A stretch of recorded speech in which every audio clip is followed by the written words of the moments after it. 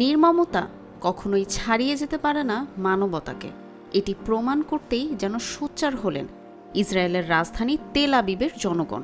গাজায় বিমান হামলার প্রতিবাদে মাঠে নামলেন ইসরায়েলের সচেতন নাগরিকরা। কিন্তু কেনই বা এমন সিদ্ধান্ত নিলেন তারা? গত 7ই অক্টোবর ইসরায়েলে হামলা চালায় ফিলিস্তিনের সশস্ত্র বাহিনী হামাস। এর প্রতিবাদে পাল্টা গাজা উপত্যকায় হামলা চালায় ইসরায়েল।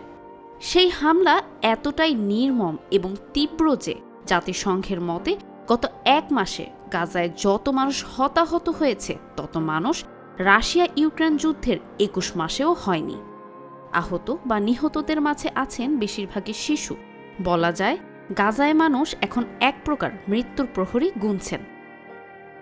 এই নিষ্ঠুরতার প্রতিবাদে তেল আবিবে প্ল্যাকার্ড হাতে দেখা যায় কিছু মানুষকে, যারা মনে করেন গাজায় চালানো হামলা হামাসের বিরুদ্ধে নয়, বরং সাধারণ জনগণকে নিশ্চিহ্ন করার জন্যই।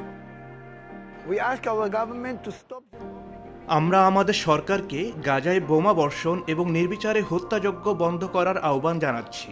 আমরা বুঝতে পারছি যে হামাসকে নির্মূল করতে চাওয়া এটি শুধু একটি বাহানা মাত্র।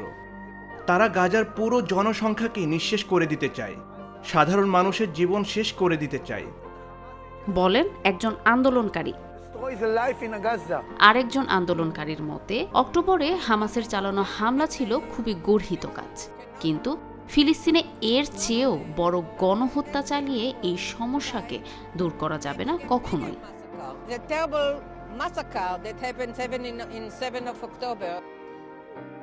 উল্লেখ্য যে এখন পর্যন্ত হামাসকে নির্মূল করার লক্ষ্যে ইসরায়েলের করা বিমান হামলায় এ পর্যন্ত গাজায় নিহতের সংখ্যা দাঁড়িয়েছে 16,200 জনে, আহত হয়েছেন আরও 42,000।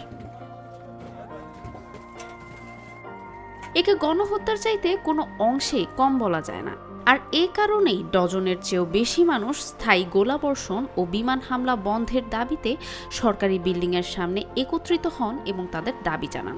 আন্দোলনকারীদের Israelis for ceasefire now placard হাতে দেখা যায়। মানুষ মানুষের জন্য আন্দোলনের মাধ্যমে তাই প্রমাণ করল আন্দোলনকারীরা।